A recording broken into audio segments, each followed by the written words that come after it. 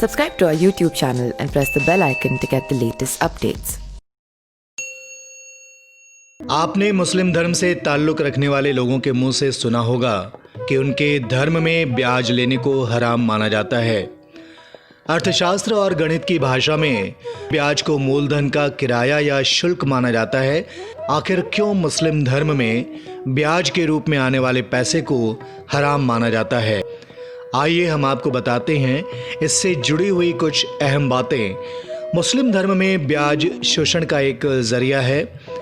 इस्लाम धर्म के अनुसार ब्याज एक ऐसी व्यवस्था है जो अमीर को ज़्यादा अमीर और गरीब को ज़्यादा गरीब बनाती है। इसीलिए मुस्लिम धर्म में ब्याज लेने की व्यवस्था को गरीबों के शोषण का एक जरिया माना जाता है। इस्लाम धर्म के पवित्र धार्मिक ग्रंथ कुरान में ब्याज को वर्जित माना गया है। इस्लाम में इंसानों के लिए कहा गया, ए ईमान वालों, 2 गुना और 4 गुना करके ब्याज मत खाया करो और अल्लाह से डरो। इस्लाम धर्म के अनुसार ब्याज खाने वाले घरों से बरकत ख़त्म हो जाती है। कहा जाता है कि मोहम्मद साहब के दिव्य संदेश से पहले अरब निवासियों में भी ब्याज की प्रथा बड़े पैमाने पर प्रचलित थी।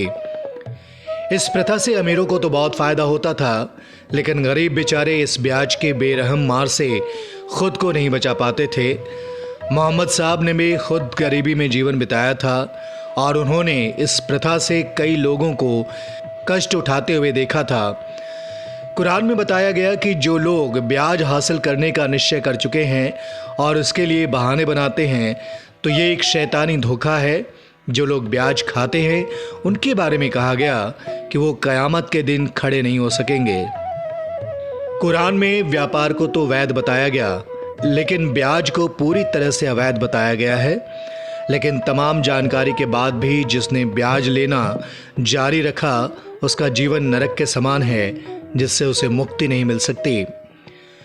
आपको बता दें कि इस्लाम धर्म में यह माना जाता है कि जो इंसान जितना दान पुण्य करता है, उसके धन में उतनी ही ज़्यादा बरकत होती है। इसीलिए चाहे इंसान मुस्लिम हो या गैर मुस्लिम, उसे ब्याज लेने से बचना चाहिए।